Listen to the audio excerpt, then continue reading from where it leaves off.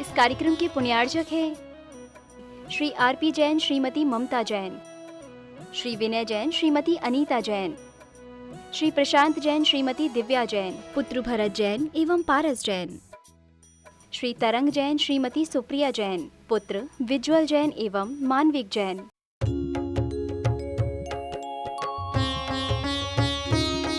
शंका समाधान। बोलिए श्रवण संस्कृति उन्नायक प्रातः स्मरणीय संत शिरोमणि परम पूज्य स्वाराचार्य गुरुवर विद्यासागर जी महामुनिराज की जय जय जय। बोलिए गुणायतन प्रणेता, शंका समाधान प्रवर्तक, भावना योग प्रवर्तक, प्रखर वक्ता, परम पूज्य 108 मुनिवर्षी प्रमाण सागर जी मुनिराज की जय जय जय। बोलिए परम पूज्य 108 मुनिवर्षी अरह सागर जी मुनिराज की जय जय जय। प्रिय बंधुओं, पारस चैनल, जिनवाणी चैनल एवं प्रमाणिक ऐप के माध्यम से प्रसारित होने वाले आज के शंका समाधान कार्यक्रम से जुड़े देश एवं विदेश के सभी श्रद्धालुओं का दिगंबर जैन समाज एवं दिगंबर जैन पंचायत कटनी धर्म प्रभावना समिति हार्दिक अभिनंदन करती है।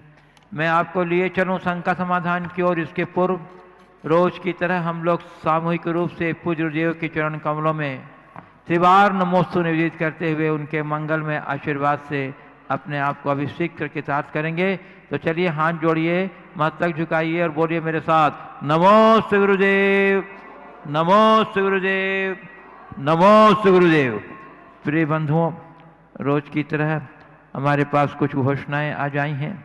मैं उनका नाम की घोषणा कर रहा हूं। श्री वरुण जी, प्रियंका जी, मुनीश पुरु जैन गुणायतन ट्रस्टी, इन्होंने मुंबई से इन्होंने देवोदय महासंघ के लिए 11,000 रुपये की राशि प्रदान करने की स्वीकृति दी है। इनका बहुत बहुत साधुवाद। और बंधुओं, श्रीमती कुसुम जी, दीपक जी, आलोक जी जैन सागर, इन्होंने धर्म प्रभावना गौशाला हेतु 13,000 रुपये की राशि प्रदान की है। बहुत बहुत साधुवाद। बंधुओं, जैसा कि आपको विदित ही है कि आगामी अष्टानिका पर्व के पावन प्रसंग पर पूज्य गुरुदेव के मंगलमय सानिध्य में अष्टमंडलीय श्री चक्र महामंडल विधान संपन्न होने जा रहा है।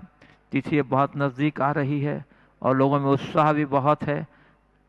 मैं आपसे निवेदन करूंगा कि आप अधिक से अधिक संख्या में घर बैठे इस विधान का आनंद लें।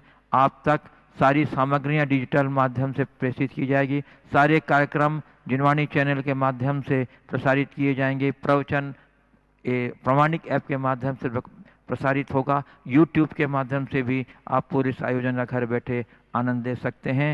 ये बहुत दुर्लभ अवसर है। और बंधुओं, जो शिक्षा विधान की पूरी पुस्तक है वो भी उपलब्ध हो रही है। आप वहाँ और यहाँ स्थान यहाँ भी कटनी में भी यहाँ उपलब्ध हो गया है। आप वहाँ से संपर्क करके आप पुस्तक ले सकते हैं। और चलिए अब मैं आपको लिए चलता हूँ शंका समाधान की ओर। और गुरुदेव, प्रथम प्रश्न के लिए मैं नाम प्रस्तावित कर रहा हूं। जयपुर से सुश्री साक्षी सोनी कह रहे हैं, गुरुदेव कहते हैं कि इंसान वही श्रेष्ठ है जो बुरी स्थिति में फिसले नहीं एवं अच्छी स्थिति में उछले नहीं। तो ऐसे में गुरुदेव एक व्यक्ति को इन दोनों स्थिति के बीच में कैसे एडजस्ट होना चाहिए ताकि फिसलने और उछलने से बच सकें? कृपया समाधान कीजिए। बुरी स्थिति में फिसले नहीं और अच्छी स्थिति में उछले नहीं। आपने पूछा है फिसलने और उछलने से बचा कैसे जाए। अपनी भावनाओं पर नियंत्रण रखें, आत्म संयम को उद्घाटित करें, जीवन में सहजता और सकारात्मकता को विकसित करने का प्रयास करें, हमेशा कर्म सिद्धांत के विषय में विचार करें और संयोगों की नश्वरता का विचार करें। यदि इन बातों को आप ध्यान में रखते हैं तो आप इन दोनों स्थितियों से अपने आप को बचाने में समर्थ हो सकते हैं।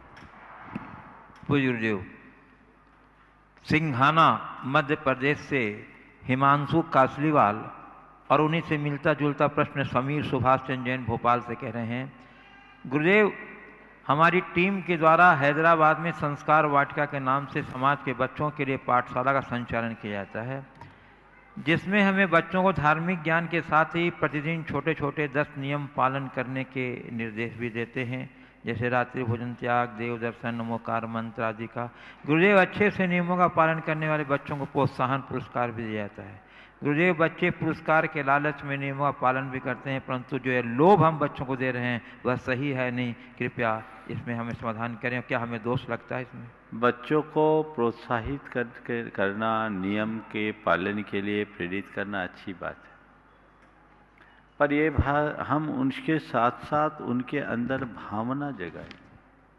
बच्चे केवल पुरस्कार के मोह में ऐसा न करें, कुछ ऐसी व्यवस्था बनाएं कि वो बच्चों की अंतर भावना हो जाए। मैं आपको एक घटना बताता हूँ। हम लोगों का चातुर्मास भोपाल में था, 1995 की बात है। वहाँ शिविर लगा, रतनलाल जी बैनाड़ा के मार्गदर्शन में शिविर था। 3000 से अधिक शिविरार्थी थे, शिक्षण शिविर था, और उसमें जैन स्कूल के बच्चे भी थे। 5 सेक्शन केवल अजैन बच्चों का था। बहुत अच्छा कार्यक्रम हुआ। उस कार्यक्रम की संपन्नता के बाद एक सज्जन अपने साथ एक चार्टेड अकाउंटेंट को लेकर के आए। वो दीक्षित जी थे, और कहा महाराज जी इनकी सुनिए, कहते तुम्हारा शिविर क्या लगा, हमारा तो खाना मुश्किल हो गया। हमने पूछा भाई ऐसी क्या बात हो गई? तो उन्होंने जो वाकया बताया मैं आप सबसे कहना चाहता हूँ। उन्होंने कहा महाराज जी हमारी 6 साल की बच्ची आपके शिविर में बैठी और वो बहुत प्रभावित हुई। उसने रात्रि भोजन छोड़ दिया। महाराज जी उसने रात्रि भोजन छोड़ा सो छोड़ा, मैं भोजन करने बैठता, मैं रात में खाता था, तो मेरी बेटी कहती थी पापा आप रात्रि भोजन क्यों करते, इसमें तो मांसाहार का दोष है। पापा आप रात्रि भोजन क्यों करते, इसमें तो मांसाहार का दोष है। महाराज जी 1-2 बार तो मैंने इसे टाला, पर बाद में मुझे लगा कि ये सही कह रही है। महाराज जी मैंने भी रात्रि भोजन छोड़ दिया। ये है एक प्रेरणा। तो यदि इस तरीके से आप अच्छी प्रेरणा किसी को देंगे तो उसके परिणाम बहुत अच्छे आएंगे। हम संस्कारों को थोपे नहीं, संस्कार जगाएं। 1-2 बार प्रोत्साहित करें और वो उनके जीवन का अंग बन जाए तो बहुत बड़ा बदलाव घटित हो सकता है। वो गुरुदेव मध्य प्रदेश सागर से श्री पीयूष जैन कह रहे हैं, महाराज श्री आलोचना में सच और तारीफ में झूठ ढूंढना ये दोनों ही बड़ी समझदारी के लक्षण हैं।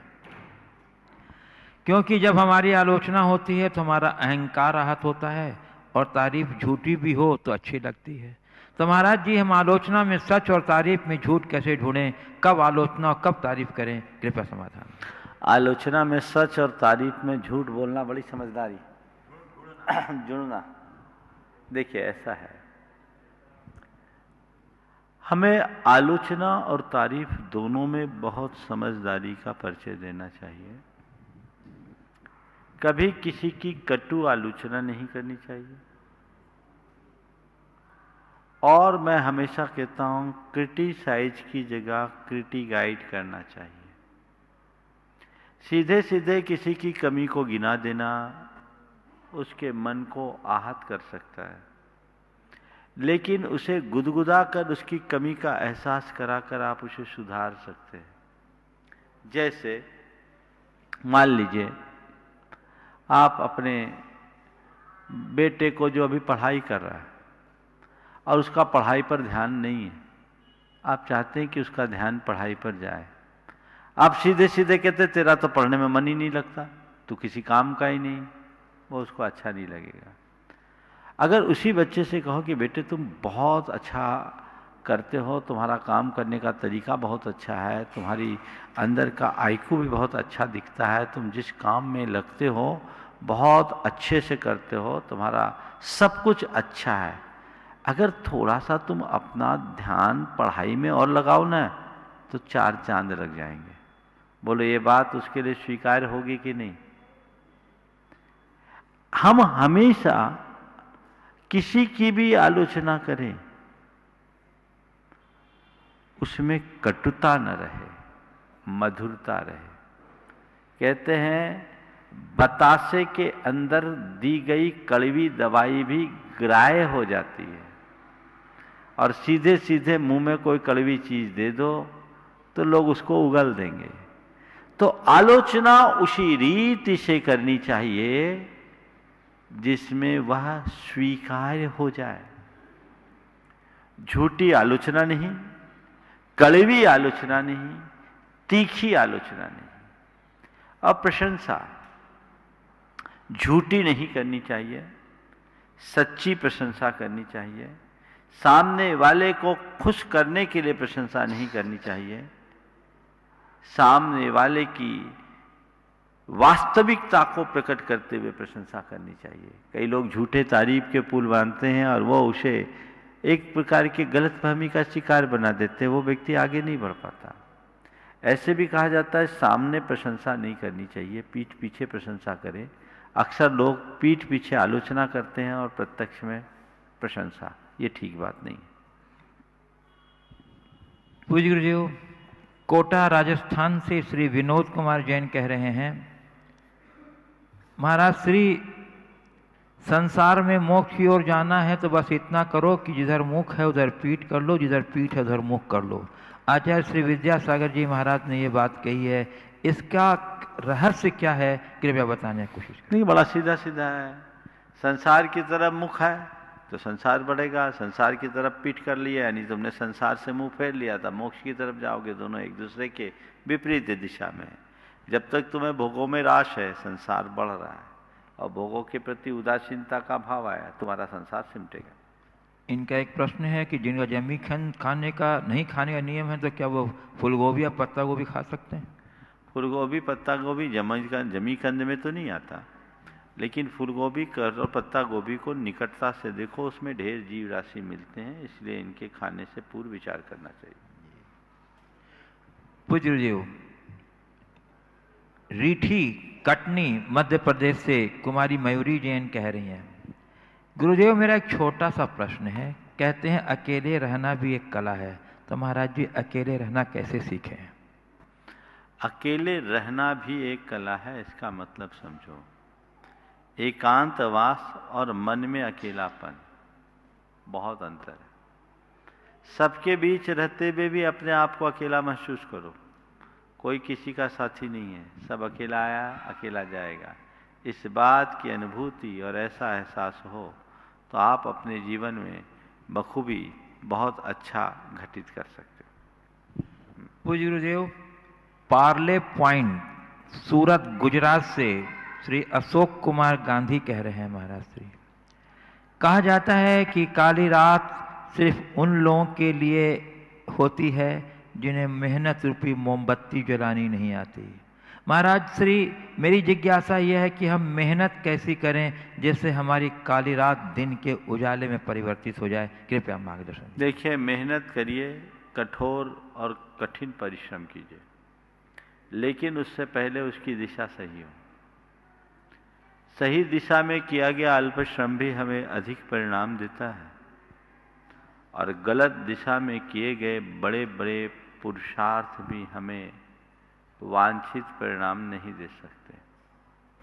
जैसे कहीं सघन अंधेरा हो और कोई व्यक्ति उसे भगाने के लिए उस पर लठ चलाने लगे, जी तोड़ लठ चलाए, तो क्या इससे अंधेरा छटेगा? नहीं ना। पूरी जिंदगी वो लठ चलाते चलाते खपा दे तो भी अंधेरा नहीं छट सकता। अंधेरा को भगाने का सीधा सरल सा उपाय है, एक छोटा सा दीप जला लो, अंधेरा पल में भाग जाएगा। तो पुरुषार्थ से भी ज्यादा महत्वपूर्ण पुरुषार्थ की दिशा है। हम कितना श्रम कर रहे हैं ये उतना महत्वपूर्ण नहीं है, हम किस दिशा में श्रम कर रहे हैं ये महत्वपूर्ण है। तो सही दिशा में श्रम करें, सही परिणाम आएगा। पूज्य गुरुदेव, बीना मध्य प्रदेश से श्रीमती पुष्पलता जैन कह रही हैं, महाराज श्री किसी ने कहा कि खुश रहना है तो जिंदगी के फैसले अपनी परिस्थिति को देखकर लो, दुनिया को देखकर जो फैसला लेते हैं वह हमेशा दुखी ही रहते हैं। महाराज श्री, फैसले दुनिया से प्रभावित हैं तो फिर हमें क्या करना चाहिए? देखिए, जो चीज़ें दुनिया से प्रभावित होकर के होंगी, वो कोई भी फैसला है वो हमारे जीवन से एक बड़ा फासला बना लेगा। तो हम दुनिया से प्रभावित होकर कोई काम न करें। हर व्यक्ति को अपनी क्षमता, अपनी परिस्थिति, अपनी पृष्ठभूमि का आकलन करते हुए फैसला लेना चाहिए, ताकि ज़्यादा खींचतान ना हो।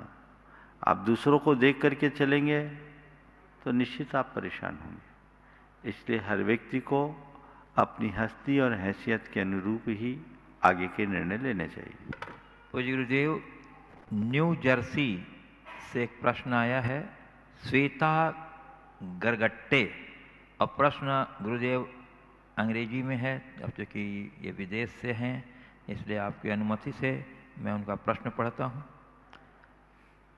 How to gain stability and calmness when someone praises me, I get too happy and excited and cannot calm down for 2 days or more. In spite of chanting 108 times Naukar mantra, I still cannot overcome excitement or hyper emotions. So Gurudev, how to get stability in emotions due to overexcitement? I cannot do my work and people who praise me take the advantage of my this nature. Please. देखिए, बहुत अच्छा सवाल किया है कि कोई भी मुझसे मेरी थोड़ी भी प्रशंसा कर दे तो भी मैं फूला नहीं समाती, और मेरे अंदर इस तरह का उत्साह या उत्तेजना आती कि 2-2 दिन तक शांत नहीं हो। मैं 108 बार नमोकार मंत्र पढ़ लूँ तो भी नहीं होता।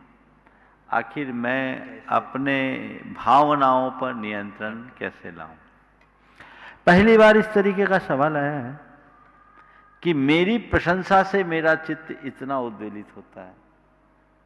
प्राय लोग निंदा और आलोचना सुन करके तो उद्वेलित होते हैं और कई दिन तक उनका दिमाग में असर पड़ता है, लेकिन खुशी का ये रूप, जिसे हम दूसरे शब्दों में कहें हर्षाति रेख, भी हमारे जीवन में घटित हो सकता है। जो भावनाओं में बहता है उनके साथ ऐसा ही होता है। हमारे यहाँ एक शब्द आता है फूल के कुप्पा हो जाना, मुहावरा है। फूल के कुप्पा हो गए, एकदम बहुत ज्यादा फूल गए, इतने ज्यादा हर्षित हो गए। ये एक प्रकार का भावनात्मक विकार है। इस पर नियंत्रण कैसे लाया जाए? इसके नियंत्रण का एक बड़ा अच्छा उपाय है, वह है भावना योग। और भावना योग के माध्यम से आप बार बार एक ही वाक्य दोहराइए, मुझे सहज रहना है, मुझे शांत रहना है, मुझे सहज रहना है, मुझे शांत रहना है। ये अभ्यास यदि आप निरंतर करेंगे तो तय मान करके चलिएगा, ये आपके जीवन में एक बहुत बड़ा बदलाव घटित करेगा। थोड़े ही दिनों में आप किसी की इस तरह की प्रतिक्रियाओं से प्रभावित नहीं होंगे। आप अपने इमोशंस पर पूरा नियंत्रण रखने की क्षमता रख सकेंगे। पूज्य गुरुदेव, कटनी मध्य प्रदेश से सुरभि सतीश जी जैन पाटन परिवार है, यहाँ हैं, उपस्थित है। अच्छा, ठीक है, तो मैं उनको दूसरे क्रम में बुलाऊंगा, बुला लूँ। आ जाइए श्रीमती सुरभि सतीश जी जैन पाटन। चलिए, मैं वो जब तक पहुँचे नहीं हैं गुरुदेव, तब तक एक दूसरा प्रश्न मैं आपके प्रश्न रख रहा हूँ। अंतिम कुमार जैन मध्य प्रदेश अंजड़ जिला बड़वानी से कह रहे हैं, जब कोई चीज मुफ्त मिल रही हो तो निश्चित रूप से इसकी बड़ी कीमत चुकानी पड़ती है। इसका ताजा उदाहरण है सोशल नेटवर्क साइट्स। जब ये आई तो उनके पास फेसबुक और व्हाट्सएप थे और हमारे पास आज़ादी और निष्ठा। उन्होंने कहा यह मुफ्त है, तो हमने आंखें बंद कर ली, और जब खोली तो हमारे पास कई तरह के सोशल साइट्स थी और उनके पास हमारी आज़ादी और निजी जानकारियाँ। तो महाराज जी, इंसान की तरफ से मिलने वाली ऐसी मुफ्त चीज़ों की पहचान कैसे करें और कैसे अपने आप को बचाएं? देखिए, इस तरह की चीज़ें तो हर युग में आती रही है, आते रहेगी। हमें चाहिए कि हम अपने लक्ष्य के प्रति समर्पित रहें, लक्ष्य को प्रमुखता दें और लक्ष्य को प्रमुखता दे करके ही अपना काम करें। अगर ऐसा हम करेंगे तो हर चीज़ का अच्छा उपयोग करने में समर्थ हो सकेंगे, और यदि ऐसा करने में हम पिछड़ जाते हैं तो इस तरह की समस्याएं हमारे साथ आती ही रहेगी। इसलिए हर व्यक्ति को लक्ष्योन्मुखी बनना चाहिए। हम इस तरह के सोशल मीडिया की आलोचना करने मात्र से अपना कुछ नहीं कर सकते। हमें चाहिए कि हम औचित्य गुण को सामने रखें, हर कार्य की औचित्य का विचार करते हुए अपना काम करें, तो हमारी समस्याएं हल होगी। श्रीमती सुरभि सतीश जी, जैन पाटन परिवार। द्वय मुनि राजों जी के चरणों में त्रिवार नमोस्तु। मुनिश्री जी, जिस तरह शरीर के संचालन के लिए पौष्टिक आहार की आवश्यकता होती है, तो क्या अपना मनोबल बढ़ाने की कोई खुराक है कि जिससे हम अपना मनोबल बढ़ा सकें और दूसरों में भी इसकी सहायता कर सकें? बहुत अच्छा सवाल है। देखिए, शरीर के संचालन के लिए जितना पौष्टिक आहार की जरूरत है, उससे कहीं ज़्यादा अपने मनोबल को या मन की दशा को ठीक बनाए रखने के लिए एक सही खुराक की जरूरत है। हमारे मन को जितना मोटिवेशन मिले, प्रेरणा मिले, वो हमारी मन की खुराक है। हमें हर पल अपने मन को अच्छी प्रेरणा देनी चाहिए। वो अच्छी प्रेरणा हमारे मन की अच्छी खुराक बनेगी और उससे हम अपने मन को ठीक रख सकते हैं। मैं तो कहता हूँ, नियमित भावना योग करो। एक बार अच्छा भरपेट खुराक मन को मिल जाए तो पूरे दिन आप अच्छा रह सकते हो। नमोस्तु गुरु। बंधुओं, इस वर्ष पूज्य गुरुदेव की प्रेरणा और निर्देशन के अनुरूप गुरुदेव बीना से प्रोफेसर डॉक्टर अजित कुमार जैन कह रहे हैं, महाराज श्री किसी ने कहा कि शुभ चिंतक सड़कों पर सुंदर लैंप की तरह होते हैं। वे हमारी यात्रा की दूरी को कम नहीं कर सकते, लेकिन हमारे पथ को रोशन और यात्रा को आसान करते हैं। महाराज श्री, वर्तमान में शुभ चिंतकों के प्रति कृतज्ञता का अभाव होता है। ऐसे भी व्यक्ति शुभ चिंतक कैसे बना रह सकता है? कृपया मार्गदर्शन। निश्चित शुभ चिंतकों के प्रति हमें कृतज्ञ होना चाहिए, और बिल्कुल कहा, सड़क पर रहने वाले लैंप की तरह है, जो हमारे साथ भले न चले पर हमारे मंजिल को, हमारे रास्ते को वो ठीक जरूर बना देते हैं। तो हमें चाहिए कि जो भी हमें इस तरह के शुभ चिंतक मिलते हैं, उनके प्रति हम कृतज्ञता का भाव रखें, उनके प्रति हम एक अच्छी अनुशंसा करें, तब हम कहीं जाकर अच्छा परिणाम घटित कर सकेंगे। बंधुओं, इस वर्ष पूज्य गुरुदेव की प्रेरणा अनुरूप उनके मार्गदर्शन में कोरोना की विषम परिस्थिति को देखते हुए महावीर जयंती का प्रोग्राम, सारा कार्यक्रम लोगों ने ऑनलाइन रूप से अपने अपने घरों में संचालित किया, और निर्धारित योजना के अनुरूप उन्होंने अपने अपने कार्यक्रमों की वीडियोस यहाँ भेजे, और उन वीडियोस के आधार पर पुरस्कार प्राप्तकर्ताओं का चयन किया गया, जिसमें तृतीय स्थान प्राप्त किया गुणायतन ट्रस्टी श्री वरुण प्रियंका जैन मुंबई, जो आज यहाँ उपस्थित हैं। मैं उन्हें आमंत्रित कर रहा हूँ कि वे आए, गुरु चरणों में आशीष नमन करते हुए आशीष प्रदान करें और उन्हें प्राप्त करें, और उन्हें पुरस्कार प्रदान करने के लिए संतोष कुमार जी मालगुजार, जैन गंबर जैन पंचायत कटनी के अध्यक्ष, उन्हें पुरस्कार प्रदान करेंगे और उसमें सहयोग करेंगे श्री शैलेंद्र जी जैन कंजे, उपाध्यक्ष जैन पंचायत कटनी, श्री नवीन जी जैन बबलू, सह संयोजक धर्म प्रहोना समिति, श्री मनोज सिंगई और श्री अनूप सिंगई, ये सभी उसमें सहयोग करेंगे बंधु, और डॉक्टर संदीप जैन। बंधु, मैं बता दूं, ये युवा दंपत्ति मुंबई जैसे महानगरी में रहते हुए भी बड़े ही सात्विक जीवन जीते हैं, कुलाचार का पूर्ण रूप से पालन करते हैं और गुरु चरणों के अनन्य भक्त हैं, और इन्होंने बहुत ही अच्छे ढंग से अपने कार्यक्रम वहाँ आयोजित किए थे मुंबई नगरी में। श्री संतोष कुमार जी मालगुजार, अध्यक्ष गंबर जैन प्रांत कटनी, पुरस्कार प्रदान कर रहे हैं श्री वरुण प्रियंका जी जैन, गुणायतन ट्रस्टी मुंबई निवासी, जो गुरु चरणों के अनन्य भक्त हैं और मुंबई जैसे महानगरी में रहने के उपरांत भी ये बहुत सात्विक जीवन जीते हैं और कुलाचार का पूर्ण रूप से पालन करते हैं। गुरु चरणों के प्रति अनन्य निष्ठा और भक्ति है इनके अंदर में। और भगवान के जो जन्म कल्याणक का दृश्य उन्होंने प्रदर्शित किया था वो बहुत ही अद्भुत और प्रशंसनीय और मन को मोहक करने वाला था। बंधु, एक बार जोरदार करतल ध्वनि से अभिनंदन। और ये युवा दंपति हम सबको लिए प्रेरणा है। हम आपके उज्जवल भविष्य की कामना करते हैं। हाँ, और जो हमारे 3 नाम और हैं, प्रथम, द्वितीय और तृतीय स्थान में 2 स्थान प्राप्त हुआ था, उनको भी जब कभी भी यहाँ उपस्थित होंगे तो उनकी उपस्थिति के साथ ही उनको भी सम्मानित किया जाएगा। वो अपनी प्रतीक्षा करें। और गुरुदेव, एक प्रश्न, गुड़गांव हरियाणा से कुमारी एरा एवं कुमारी एरिस जैन, पुत्र महक निधि जैन, सुपौत्री श्री DC जैन, संरक्षक गुणायतन, ये अपने जन्म दिवस के अवसर पर आशीर्वाद की कामना करते हुए पूछ रहे हैं गुरुदेव कि हम बच्चे जीव दया का पालन किस प्रकार कर सकते हैं ताकि हमें देखकर देखने वाले भी जीव दया का पाठ ग्रहण करें। बहुत अच्छा सवाल। हमें मांसाहार से घृणा है तो लोग हमसे शाकाहार की प्रेरणा ग्रहण करें। बहुत अच्छा सवाल किया है। हम छोटे बच्चे जीव दया का पालन कैसे करें और हमें देखकर लोग जीव दया की प्रेरणा कैसे लें।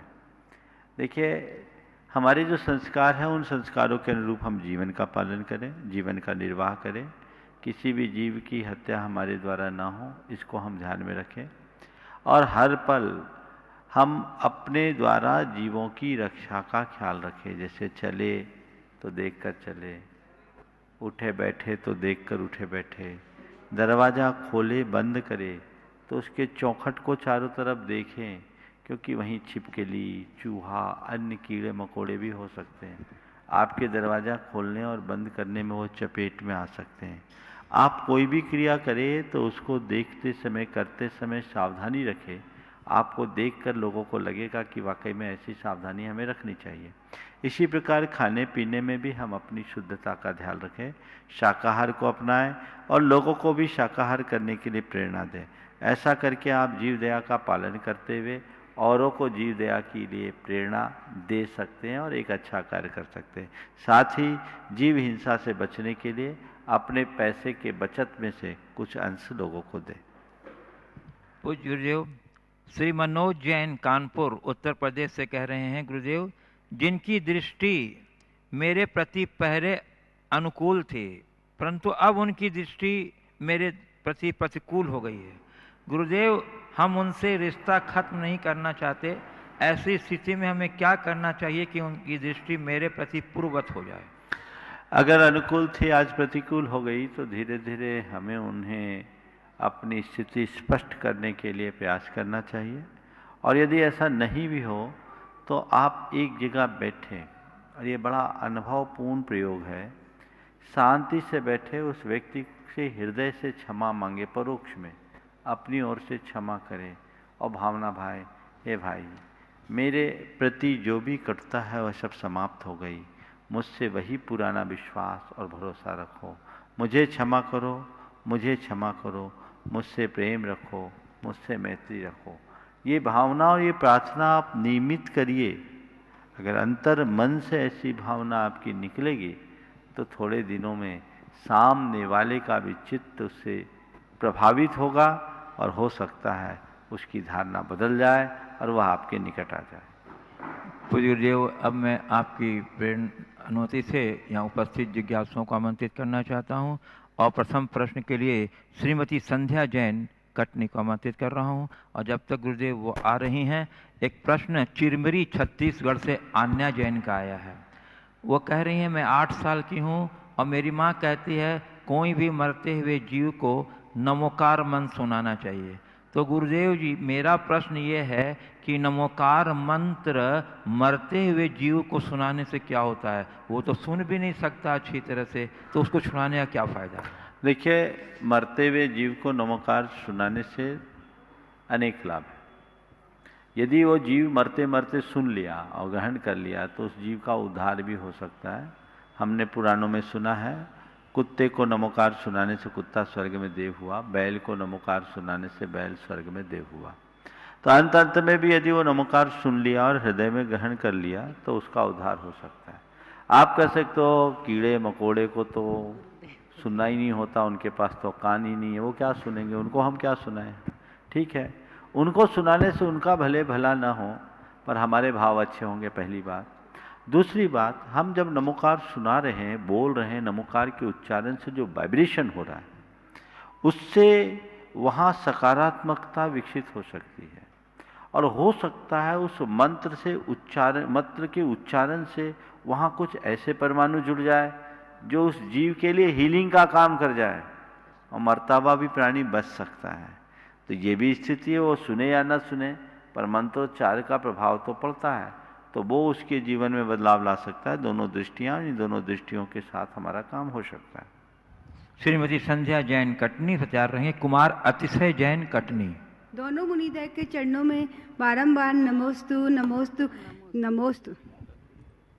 गुरुदेव, लोक उपवाद क्या है और इसका समय देश क्षेत्र काल के अनुसार बदलता रहता है या स्थायी रहता है? लोकोपवाद गुरुदेव, रामचंद्र जी ने लोकवाद के भय से सीता जी को वन में भेज दिया था। क्या आज के समय में लोकवाद के भय से निर्णय लेना साम्यक होगा, उचित होगा क्या गुरुदेव? देखिए, लोकोपवाद का मतलब ये है कि अगर किसी व्यक्ति के विषय में किसी तरह की आम धारणा बना दी जाए, वो लोकोपवाद है। रामचंद्र जी ने सीता जी के संदर्भ में जो निर्णय लिया, उसके पीछे उनकी मर्यादा की रक्षा का संकल्प था। वो मर्यादा पुरुषोत्तम थे और वो नहीं चाहते थे कि इस तरह की बातों को हम यूं ही दबा दें ताकि दूसरे लोग फिर इस तरह की प्रवृत्तियों में आ जाए। तो सीता के लिए वनवास देकर उन्होंने एक बड़ा संदेश दिया था। लेकिन आज ऐसी स्थितियां नहीं है, क्योंकि न तो आज ऐसे राम है, न ऐसी सीता है, न ऐसा लोक है। तो हमें देश काल की स्थिति के अनुरूप ही विचार करना चाहिए, आधारहीन बातों से प्रभावित नहीं होना चाहिए। कुमार अतिशय जैन कटनी, और उसके बाद तैयार रहेंगी श्रीमती श्वेता अंश जैन मुंबई। हे गुरुदेव, मेरे घर के सामने एक गाय थी जो बहुत ज़्यादा पीड़ित थी। उसको मैंने 2-2.5 घंटे लगातार भावना योग सुनाया और वो बिल्कुल धीरे धीरे खड़े होकर अपने स्थान पर पहुंच गई। बहुत सुंदर, बहुत अच्छा किया, बहुत बढ़िया। नमोस्तु महाराज जी, मेरा प्रश्न ये है कि मनुष्य के जीवन में हार की कोई संभावना ना हो तो जीत का कोई अर्थ नहीं होता। यह वाक्य कहाँ तक उचित है? बहुत सही बात है। हार की संभावना ना हो तो जीत का कोई अर्थ नहीं होता। जिनका भी ये वाक्य है अपने अर्थ में बहुत अच्छा, मेरे ख्याल से शायद अब्दुल कलाम का है ना, किनकी पंक्ति है? शायद तक अब्दुल कलाम। हाँ, शायद उन्हीं का है। भाई ये तो ठीक ही है ना, अगर हार की संभावना नहीं है तो जीत का अर्थ क्या? जीतना तो तभी है जब कोई हारे या हम हारे। जैसे खेल खेलो और कोई हारे नहीं तो आप जीतोगे कैसे? तो जीत और हार सापेक्ष है। इसलिए मनुष्य को अपनी विफलताओं से कभी घबराना नहीं चाहिए, और हमेशा अगर विफल हुए हैं तो उसमें भी सफलता की संभावना तलाशनी चाहिए। ये मानकर चलना हार के बाद जीत है। नमस्ते। श्रीमती श्वेता अंश जैन मुंबई, उसके बाद तैयार रहेंगे श्री वरुण मुनिस जैन गुणायतन ट्रस्टी मुंबई। गुरुदेव के चरणों में मेरा 3 बार नमोस्तु नमोस्तु नमोस्तु। गुरुदेव, मेरा रात्रि भोजन और फास्ट फूड का त्याग है, हिंसा के वीडियो गेम्स का। गुरुदेव, पर सब कहते हैं कि अभी से तुम इतना त्याग करोगे तो तुम्हारी पढ़ाई में बाधा आएगी। तो गुरुदेव, क्या मेरी पढ़ाई में सच्ची में बाधा आएगी? ऐसे लोगों का एक ही जवाब है, मन लगा के पढ़ो और ऐसा करके दिखाओ कि नियम संयम से रहने वाले की पढ़ाई और अच्छी होती है और अच्छा कर सकते। समझ गए? लोग जो तुम्हें ऐसा कहते हैं उनकी बातों में मत आओ। मेरे संपर्क में बहुत सारे बच्चे हैं जो आज इंजीनियरिंग कर रहे हैं, IIT कर रहे हैं, पर उन्होंने कभी जमीकंद नहीं खाया, रात्रि भोजन नहीं किया। कुछ बच्चे तो ऐसे जो एक टाइम भोजन करके IIT की पूरी पढ़ाई कर लिए। लगन होनी चाहिए, निष्ठा होनी चाहिए, बहाव में मत बहो। जो नियम है तुम्हारे उन नियमों में पक्के रहो, तो सारा काम अच्छा हो सकता है। भारत की बात जाने दीजिए, अमेरिका में भी बहुत सारे ऐसे बच्चे हैं, मुझे सुनकर बड़ा ताज्जुब हुआ, आज 12-14 साल के हो गए, वे वहाँ रहकर जमी कंद नहीं खाते, रात्रि भोजन नहीं करते। तो लगन जिनके अंदर होती है उनके लिए कोई बाधा नहीं। तुम्हारी माँ से मैं कहूँगा इसको प्रोत्साहित करना, लोगों की बातों में मत आने देना, और जो ऐसा ज्ञान देने वाले लोग मिले ना उनसे कहो आप मेरे बेटे की चिंता मत करो, मुझे पता है मेरे बेटे की क्षमता क्या है। श्री वरुण मुनीश जैन ग्रैंटन। हाँ, एक मिनट। नमोस्तु गुरुदेव। गुरुदेव, आवश्यकता आविष्कार की जननी होती है। यदि हम आवश्यकताओं को सीमित करते हैं तो आविष्कार बाधित होता है। तो गुरुदेव, हम अपनी आवश्यकताओं को कैसे सीमित करें जिससे जीवन और देश की अर्थव्यवस्था के बीच में संतुलन बना रहे? आवश्यकताओं को सीमित करने की जरूरत नहीं है, आकांक्षाओं को सीमित करना। तकलीफ आवश्यकताओं से नहीं है, तकलीफ आकांक्षाओं से। हमारी आवश्यकताएं बहुत ज़्यादा नहीं है, हमारी मन की आकांक्षाएं बहुत ज़्यादा है, और ये आकांक्षाएं जब तक हमारे अंदर हावी होगी सिवाय असंतोष के और कुछ नहीं होगा। इसलिए आकांक्षाओं के मकड़ जाल से अपने आप को बचाओ, आवश्यकताओं की पूर्ति करते हुए जीवन को आगे बढ़ाओ। सबसे पहले अनिवार्य आवश्यकताओं को प्रधानता दो, फिर जो हमारी और सुविधापूर्ण आवश्यकताएं उनको देखो, और बाकी चीज़ों से अपने आप को बचाओ। नमोस्तु गुरुदेव। श्री वरुण मुनीश जैन ग्रैंटन ट्रस्टी मुंबई, और उसके बाद तैयार रहेंगे श्री सौरभ जैन साहबपुरा बिटौनी ग्रैंटन ट्रस्टी। मुनीज के पावन चरणों में मेरा बारंबार नमोस्तु नमोस्तु नमोस्तु। महाराज श्री, अभी रिसेंटली इटली और इंग्लैंड में कुछ स्टडीज़ हुई हैं जिसमें कोविड-19 के बारे में बताया है कि 10 साल के बाद या 5 साल के बाद लोगों को जो कोविड-19 से उभरे हैं या तो हार्ट डिसीज़ हो जाएगा या फिर कुछ मानसिक असंतुलन होने की संभावनाएं हैं। अब ये स्टडीज़ जो हैं सारी हाइपोथेसिस के बेस पे हैं, लेकिन होगा ऐसा नहीं होगा 100% नहीं कहा जा सकता। लेकिन ये सब न्यूज़ पढ़ के जो लोग उभर के आए हैं वो उनके मन में डर बैठ गया है और बहुत ही हतोत्साहित हो रहे हैं। तो ऐसा भावना योग के माध्यम से उनको क्या करना चाहिए जिससे कि अपने आप को सुदृढ़ कर सकें और ऐसी बीमारियों से बच सकें? देखिए, कोविड के विषय में जो भी अभी बातें आ रही है वह सब चीज़ें आधी अधूरी है, इन बातों को पूरी तरह से प्रमाणिक नहीं मानना चाहिए। और जिन लोगों के साथ ऐसा हो रहा है और जिनके लिए ऐसी संभावनाएं व्यक्त की गई है उन्हें इसे एक चुनौती के रूप में रखना चाहिए और अपनी दिनचर्या को इस तरीके का बनाना चाहिए कि सब चीज़ें खत्म हो जाए। उन्हें लंबी गहरी सांस लेने का अभ्यास करना चाहिए, प्राणायाम करना चाहिए, भावना योग के साथ ऊर्जा प्रवाह करते हुए अपने पूरे शरीर को मजबूती प्रदान करनी चाहिए। तो आप इसको हरा सकते हैं और बखूबी हरा सकते हैं, ऐसा कुछ नहीं है। मैंने तो देखा 90 और 95 साल के लोग भी जो कोविड से संक्रमित हुए और पूरी तरह स्वस्थ होकर के घर आ गए और आज अपना सामान्य जीवन जी रहे हैं। जो भी इसके अध्ययन हो, उसके जो कुछ भी परिणाम हो सकते हैं, मैं उस विषय में अपनी कोई राय नहीं प्रकट करता, लेकिन इतना जरूर कहता हूँ इस घोषणा को भी झुटलाया जा सकता है यदि आपने अपनी दिनचर्या को ठीक बना लिया। तो योग प्राणायाम कीजिए, नियमित दिनचर्या कीजिए, सही आहार विहार कीजिए और भावना योग कीजिए, निश्चित आप ऐसी दुविधापूर्ण स्थिति से बच जाएंगे। नमोस्तु महाराज। श्री सौरभ जैन ग्रैंटन ट्रस्टी। नमोस्तु महाराज जी। मुनीश, हाँ। नमोस्तु महाराज जी, मेरा प्रश्न ये है कि जैसे जब हम कोई चीज़ याद करते हैं तो वो हमारी धुन में बन जाती है और वो हम हमेशा बोलते रहते हैं उसी चीज़ को। तो महाराज जी, अगर हम कभी धर्म की चीज़ जैसे मेरी भावना प्रभु पतित पावन याद करते हैं तो वो हमारी धुन बन जाती है, और अगर हम बाथरूम में जाते हैं तो वो हमारे मन में आने लगती है, तो क्या उसका पाप लगेगा? देखो, मेरी भावना आदि के लिए कभी कोई पाप नहीं लगेगा। बस मंत्रोच्चार, भक्तामर स्तोत्र, नमोकार आदि को बाथरूम में मत बोलना, समझ गए? बाकी ये धुन है, अच्छी चीज़ है, इस तरह की धुन आनी चाहिए। और मन में तो आप कहीं भी कुछ भी बोल सकते हैं, उच्चारण मत करना। जैसे नमोकार आदि भी मन में बोल सकते हैं, उच्चारण नहीं करना। हम लोग बोलते हैं पवित्रो पवित्रो वा सुस्थितो दुस्थितो पिवा, है ना? यह स्मरेत परमात्मानं सबाह्याभ्यंतरे शुचि या ध्यायत पंच नमस्कारम सर्वै पापै प्रमुच्यते।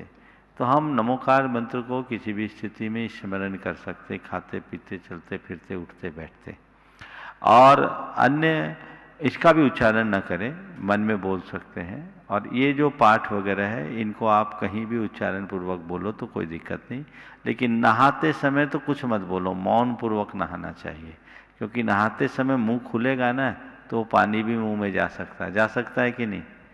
इसलिए स्नान के समय सभी को मौन रखना चाहिए, और टॉयलेट में जाते हैं, शौच में जाते हैं, उस घड़ी भी मौन रखना चाहिए। नमोस्तु महाराज। Shri Saurabh Jain, grant and trustee, Shahpura Bhitauni. उसके बाद तैयार रहेंगी श्रीमती सुशीला जैन, कटनी। भक्त वत्सल परम स्नेही जगत पूज्य मुनिराज के चरणों में बारंबार नमोस्तु नमोस्तु नमोस्तु भगवान। महाराज जी, आज की शंका अपूर्वा जैन की है। बोलो। गुरुवर के चरणों में बारंबार नमोस्तु नमोस्तु नमोस्तु। गुरुवर, गर्भ संस्कार क्या है और हम इन्हें मंथ वाइज अपने घर में ही बच्चे को कैसे संस्कारित कर सकते हैं? देखिए, हमारे शास्त्रों में गर्भाधान के अनेक संस्कार बताए हैं, और गर्भ धारण करने से पूर्व से कुछ ऐसी बातें, ऐसी क्रियाएं बताई है जो आदि पुराण से जान सकते हैं। उन क्रियाओं का पालन करना चाहिए। बहुत जगह गर्भ संस्कार के कार्यक्रम भी चलाए जाते हैं, उनको आप सब करें, पर बहुत लोगों की भावनाओं को देखते हुए मैंने भावना योग का एक छोटा रूप दिया है। वो 9 महीने तक 9 मिनट नित्य उसे दोहराए तो एक स्वस्थ, सुविज्ञ, प्रतापी, पराक्रमी, परोपकारी, धर्मी संतान को जन्म देने का सौभाग्य प्राप्त कर सकते हैं। क्योंकि ये बात स्पष्ट है कि पेट में पलने वाले संतान का माँ से गहरा संवाद होता है, और उस घड़ी में माँ का जैसा व्यवहार होगा, माँ की जैसी विचारधारा होगी, माँ का जैसा भाव होगा, उसका प्रभाव उस संतान पर जरूर पड़ेगा। तो हमें उस तरीके से कार्य कराना चाहिए। जगह जगह जो लोग हर महीने गर्भ संस्कार देते हैं, आपके बगल में सतना में सिद्धार्थ जी करते हैं, संपर्क करके आप करवा सकते हैं। कई लोग ऑनलाइन भी देते हैं, लेकिन ये भावना योग का एक छोटा प्रारूप संभवतः 1-2 दिन में वो आप लोगों को उपलब्ध हो जाएगा। तो वो हर व्यक्ति को करना चाहिए, हर उस गर्भवती स्त्री को करना चाहिए जो एक अच्छी माँ बनना चाहती है, उसका प्रभाव बहुत अच्छा होगा। श्रीमती सुशीला जैन, कटनी। इस बार तैयार रहेंगी कुमारी जिया जिनांशी सिंघई, कटनी। दोनों गुरुवर के चरणों में मेरी ओर से नमोस्तु, मेरे परिवार की ओर से नमोस्तु। हे गुरुवर, आज का इंसान अपनी ओरिजिनलिटी आकर्षित की ओर ओम थोड़ा हड़बड़ी से मत पढ़ो, आराम से पढ़ो। हाँ। आज का इंसान अपनी ओरिजिनलिटी की ओर आकर्षित की ओर से तेजी से बढ़ रहा है। दीपावली आ रही है। हम पहले यहाँ मिट्टी के दिए जलाते थे, उनका स्थान आप चाइना लाइट और कैंडल आदि ने ले लिया है। दियों में जो हमारी संस्कृति की झलक थी एवं संदेश या वह लुप्त हो गया। साथ ही इसके दिए बनाने वाले को जीवन में अंधकार आया है, उनको हम कैसे प्रकाश की ओर ले जाएं? देखिए, इस विषय में मैंने पहले भी प्रकाश डाला है। हमें तो चाइनीज सामान का तो प्रयोग करना ही नहीं चाहिए, और ऐसे ही वस्तुओं का प्रयोग करना चाहिए जो प्रकृति में घुल मिल जाने योग्य है। जैसे एक शब्द कहते हैं इको फ्रेंडली। मिट्टी का दिया में जो भाव है वो अन्य दीपों में नहीं है, और वो मिट्टी में मिल जाता है। इससे किसी प्रकार का प्रदूषण नहीं होता। विभिन्न प्रकार के रसायनों से निर्मित अन्य सामग्री इस धरती को विषाक्त बनाती है, यहाँ का वातावरण खराब करती है। इस पर व्यक्ति को सोचना चाहिए, और मिट्टी के दिए से कितने लोगों का पेट भरता है, हमें इसका भी ध्यान रखना चाहिए। हमारी संस्कृति हमेशा इस बात की पक्षधर रही है कि हम केवल अपने सुख की बात न सोचें, अपने सुख के साथ औरों के सुखों का भी ख्याल रखें। यदि ऐसी मनोदशा हमारी बनी रहे तो हम निश्चित तौर पर एक बड़ी उपलब्धि घटित कर सकते हैं। नमस्ते गुरु। कुमारी जी आज नानसी सिंह है, उसके बाद कुमार सरल जैन कटनी तिलगमा वाले तैयार हैं। नमोस्तु महाराज जी, मेरा आपसे यह प्रश्न है कि अगर आपके मन में किसी के लिए बैर है तो आपके लिए मंदिर जाना सैर है, तो महाराज जी हम इस बैर को कैसे दूर करें? बहुत अच्छा वाक्य। अगर आपके मन में किसी के प्रति कोई वैर है तो आपका मंदिर जाना सैर है। तो हम इस बैर को कैसे खत्म करें? देखिए, किसी के मन में वैर रखो ही मत। यदि किसी बात को लेकर किसी से कोई खटपट हो जाए तो तुरंत उसका हिसाब किताब पूरा कर लो, क्षमा मांग लो और क्षमा कर दो। यदि आप उससे तत्क्षण क्षमा मांगते हो और क्षमा करते हो तो आपका बैर भाव पल में समाप्त हो जाएगा। तो हमें चाहिए कि यदि किसी के साथ इस तरह का होता है वहीं ख़त्म कर लो। इस गांठ को लंबे समय तक लेना नहीं चाहिए। और यदि ऐसा हो गया है तो फिर उस व्यक्ति से मिलकर या किसी के माध्यम से मिलकर एक दूसरे के साथ क्षमा का भाव रखना चाहिए।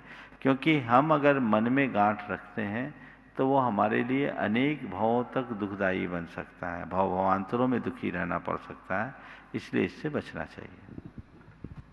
नमस्ते महाराज श्री, मेरा प्रश्न ये है कि आजकल हम देखते हैं कि सभी अपने छोटे बच्चों का नाम महाराज जी व माता जी से रखवाना पसंद करते हैं। तो क्या हमारा नाम का हमारे जीवन पे कोई प्रभाव पड़ता है? क्या नाम का कोई सार्थक रूप होना चाहिए? देखिए, नाम से बड़ा काम होता है। नाम कोई भी हो, काम अच्छा होना चाहिए। पुराने ज़माने में मैंने ऐसे अनेक फकीर चंद को देखा है जो करोड़पति थे। समझ गए? फकीर चंद करोड़पति, छिदामी लाल अरबपति। समझ गए? और ऐसे भी लोगों को देखा है जिनका नाम नयन सुख और आंख का अंधा। अंधे का नाम भी नयन सुख, ऐसा भी देखा है। तो कोई जरूरी नहीं कि जैसा नाम हो वैसा ही काम हो। फिर भी हमें अपने नाम को सार्थक बनाने का संकल्प रखना चाहिए। मन में ऐसा भाव होना चाहिए कि मेरा जैसा नाम है वैसा ही मेरा काम हो। समझ गए? जैसा मेरा नाम हो वैसा मेरा काम हो। ऐसा मनोभाव अंतर मन में जगा करके चले तो हमारे जीवन का पथ प्रशस्त होगा। हम अपने जीवन को अच्छाई की दिशा में ले जा सकेंगे। मुनि महाराजों के साथ के माध्यम से नाम रखाने के पीछे यही भावना होती है कि वो कोई सार्थक नाम रखेंगे। आजकल तो पता नहीं कैसे कैसे नाम चलन में आ गए हैं जिन शब्दों का कोई अर्थ ही नहीं। कोशिश करनी चाहिए ऐसे नाम देने की जिससे नाम से भी सामने वाले को अच्छी प्रेरणा मिले। कुमार सरल जैन तिलगमा वाले कटनी। गुरुदेव के चरणों में तिलगमा वाले परिवार का बारंबार नमोस्तु नमोस्तु नमोस्तु। गुरुदेव, विधान और पूजा में क्या अंतर है और पूजा का संचित रूप क्या है? देखिए, पूजा क्या है? अष्टद्रव्य से अपनी भक्ति को प्रकट करने का नाम पूजा है। और पूजा के साथ जब हम विशेष जाप अनुष्ठान करते हैं तो विधान होता है। और विधान में भी अगर किसी मंडल की संरचना करते हैं तो वो मंडल विधान होता है। समझ गए? तो पूजा सामान्य पूजा है। विधान उस अनुष्ठान का नाम है जहाँ पूजन के साथ जाप हो। बिना जाप के विधान विधान नहीं होता, भले वो एक ही माला की जाप हो। और विधानों में प्रायः हवन की भी व्यवस्थाएं हैं। कुछ लोग करते हैं, कुछ लोग नहीं करते, लेकिन ये एक विधान का अनुष्ठान है। और जब मंडल हम रखते हैं तो मंडल का अर्थ क्या होता है? मांडना नहीं कि जिसमें द्रव्य चढ़ाए। मंडल द्रव्य चढ़ाने का अधिष्ठान नहीं है।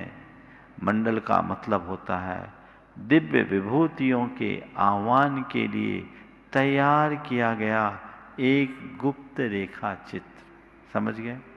तो वो मंडल की जब हम संरचना करते हैं, उस मंडल की साक्षी में जब हम विधान करते हैं, तो उस विधान का प्रभाव सहस्त्र गुना होता है, बल्कि अनंत गुना होता है। आने वाले दिनों में जो सिद्ध चक्र महामंडल विधान यहाँ आयोजित होने वाला है, वहां बीजाक्षरों से युक्त मंडल होगा।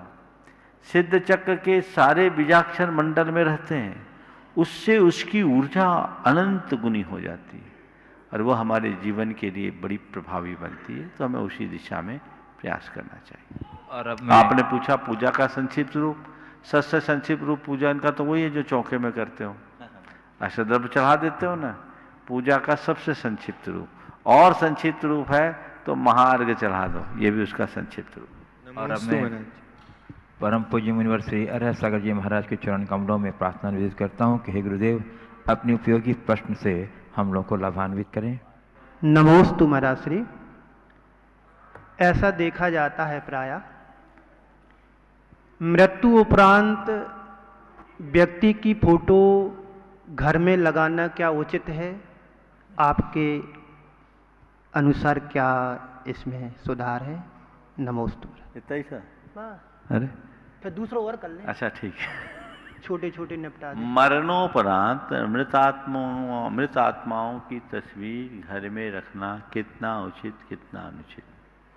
कुछ लोग इसका निषेध करते हैं, पर मेरी राय में इसका निषेध करने का कोई औचित्य नहीं।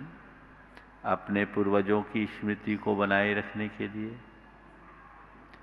उनसे कुछ अच्छी प्रेरणा पाने की भावनाओं से अगर इनकी तस्वीर आप घर में रखते हैं तो कोई बुराई नहीं। हाँ, इसे प्रायः दक्षिण या पश्चिम की दीवार पर टांगना चाहिए और मृत आत्माओं की तस्वीर पर हमेशा माल्यार्पण रखना चाहिए। बिना माल्यार्पण के उन तस्वीरों को नहीं टांगना चाहिए। सामान्य व्यक्तियों को कह रहा, मुनि महाराज की भी मत कर देना, ये आम जनों के लिए है। मरणोपरांत किसी की भी तस्वीर में माला चढ़ाना चाहिए। मुझसे एक बार किसी ने इसी शंका समाधान में पूछा था कि महाराज मरणोपरांत तस्वीर में माला क्यों चढ़ाई जाती?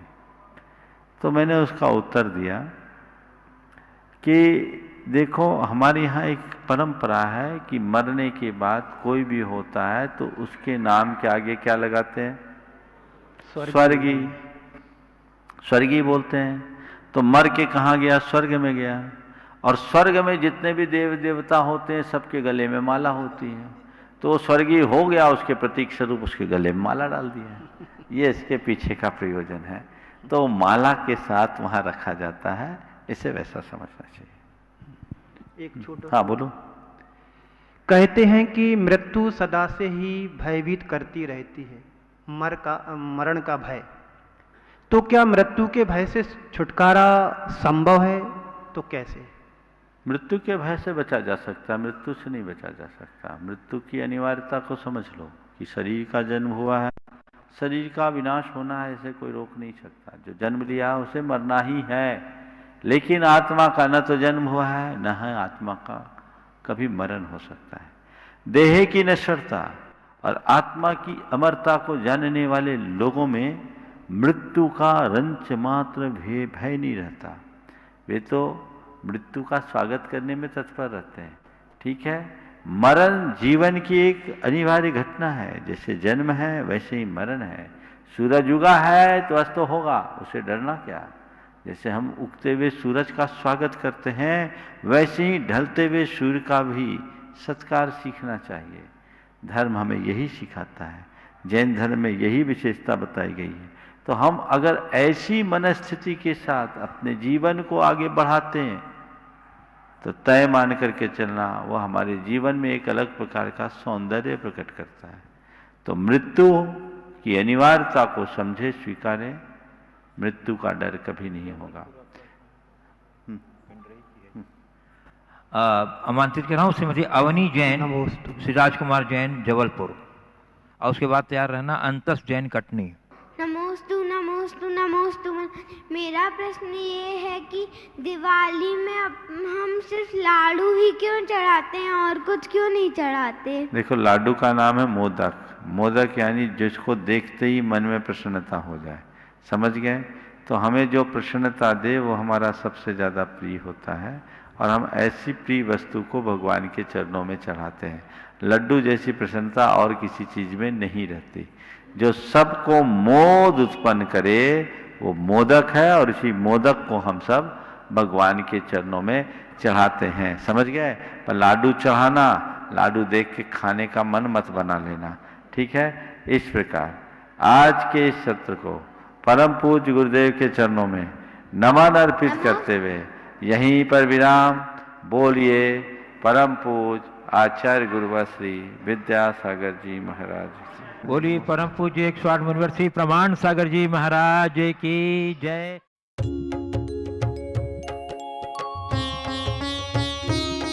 शंका समाधान। इस कार्यक्रम के पुण्यार्चक थे श्री आरपी जैन, श्रीमती ममता जैन, श्री विनय जैन, श्रीमती अनीता जैन, श्री प्रशांत जैन, श्रीमती दिव्या जैन, पुत्र भरत जैन एवं पारस जैन, श्री तरंग जैन, श्रीमती सुप्रिया जैन, पुत्र विज्वल जैन एवं मानविक जैन।